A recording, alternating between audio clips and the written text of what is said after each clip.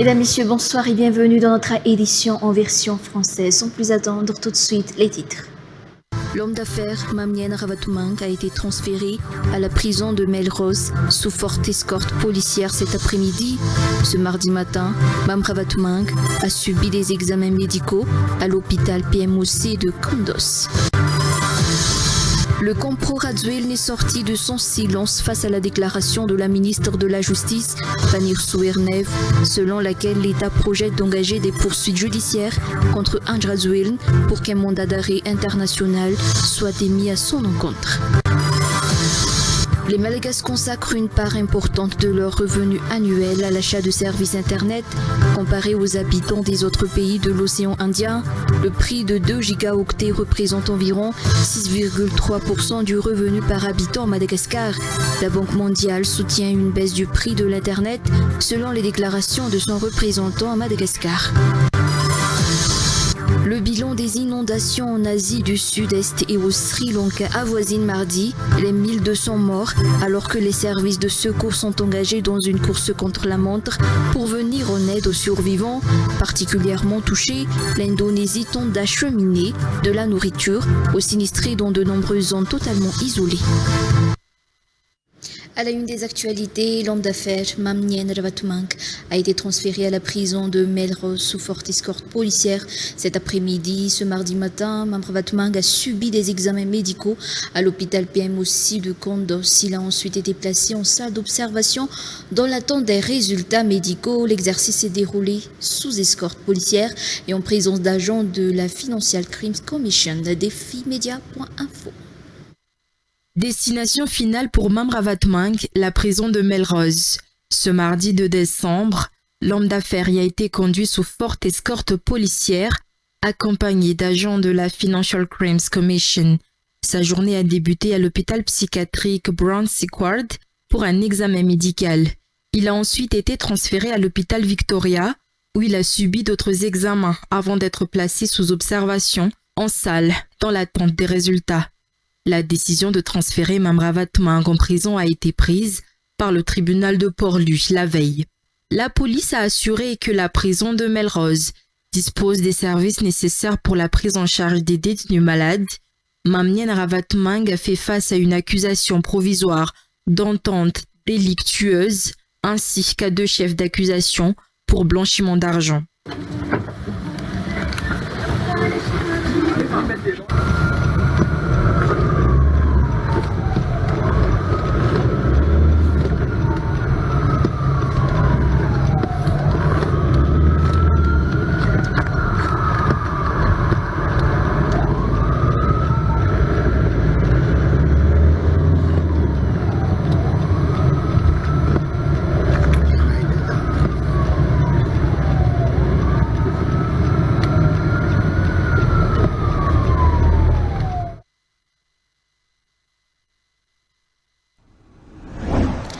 Le Compro Radziwiłł n'est sorti de son silence face à la déclaration de la ministre de la Justice, Fanny Rsou-Erneve, selon laquelle l'État projette d'engager des poursuites judiciaires contre Andrzej Radziwiłł pour qu'un mandat d'arrêt international soit émis à son encontre. Un projet que Milavons Philobert, numéro 1 de l'opposition au sein de l'Assemblée nationale, qualifie de violation de la Constitution et des lois en vigueur, car seule la Haute Cour de justice a le pouvoir régalien de juger un président de la République.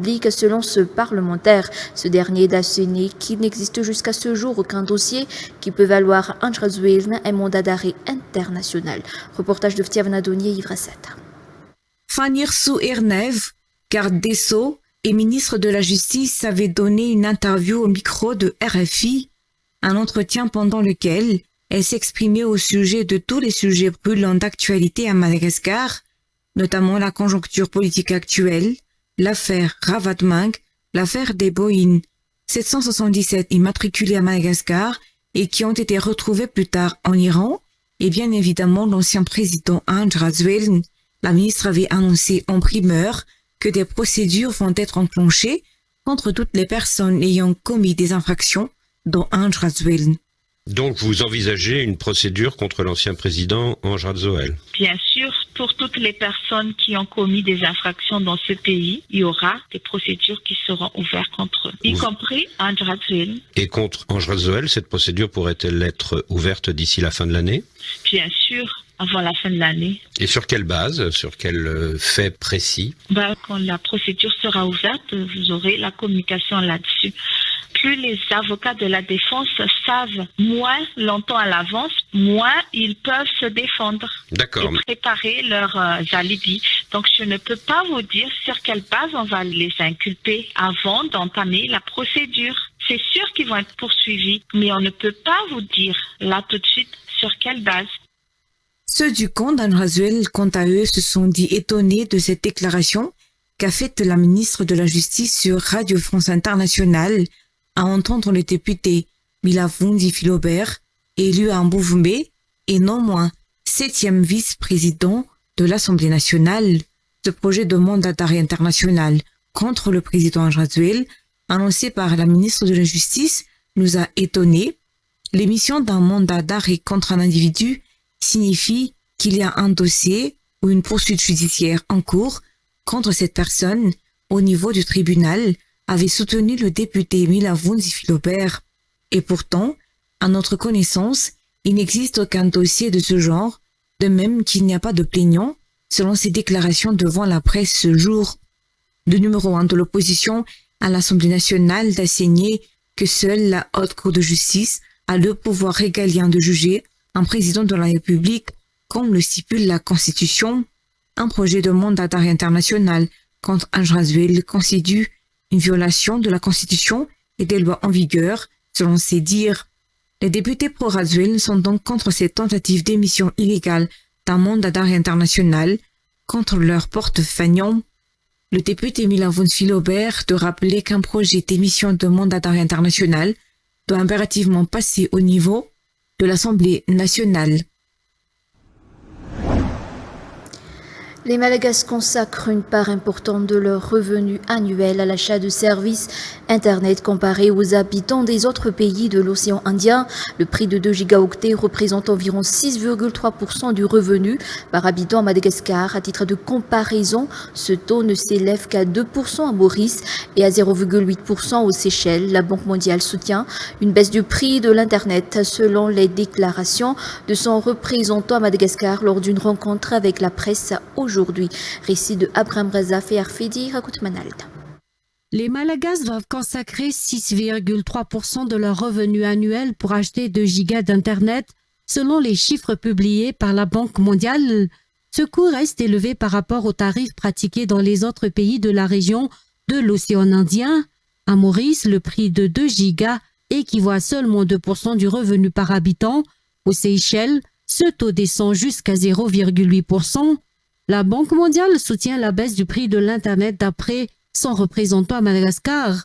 De nombreuses réformes ont déjà été entreprises depuis plusieurs années, comme l'ouverture à la concurrence sur le backbone et l'accès aux câbles internationaux, la mise en place du système de licence unifié pour les opérateurs télécoms, l'attribution d'une licence spécifique aux services satellites permettant l'arrivée de Starlink sur le marché malagasy, le renforcement des règles sur l'interconnexion et l'utilisation du spectre, ainsi que la réduction de la taxe de 10 à 8%.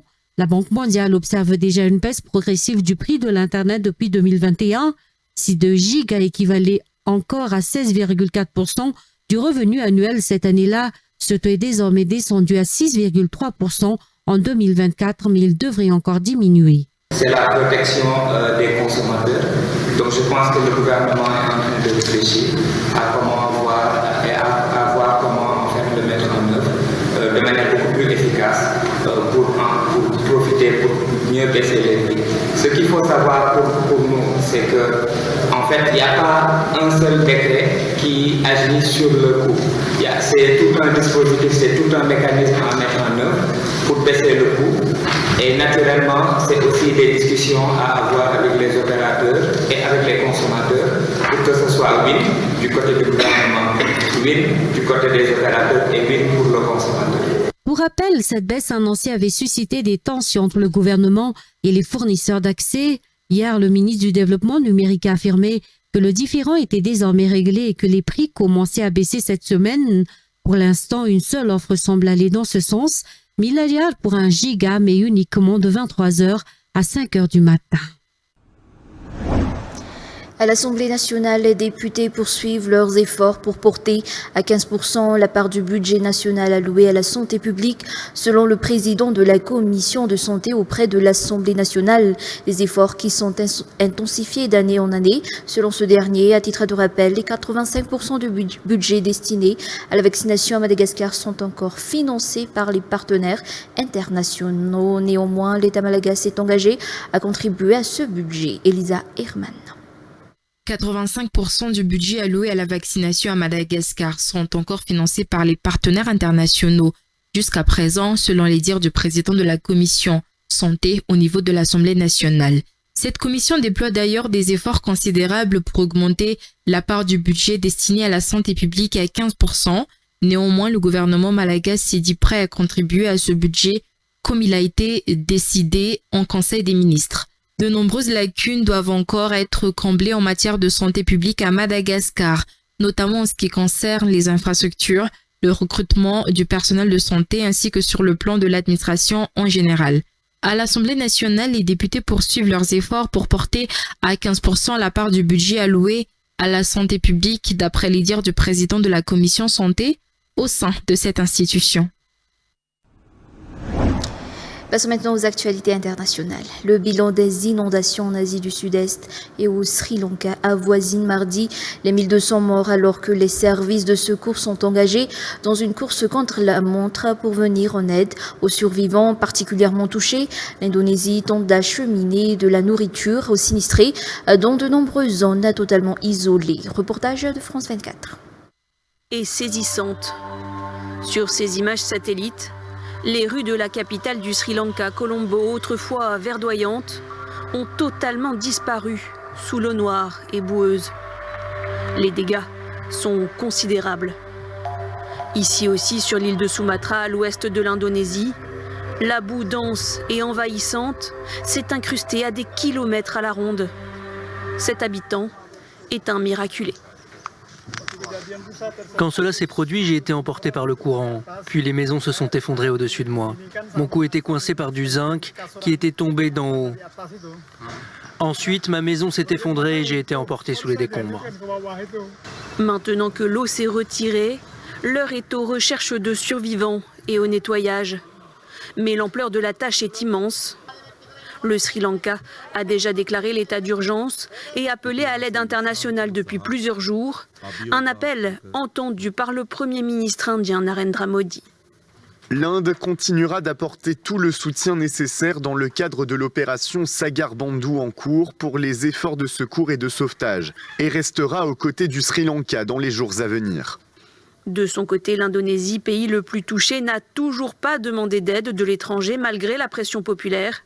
Si plusieurs avions et navires militaires sont mobilisés, la population espère que le président déclarera l'état d'urgence face à la catastrophe naturelle la plus meurtrière du pays depuis le tremblement de terre et le tsunami de 2018.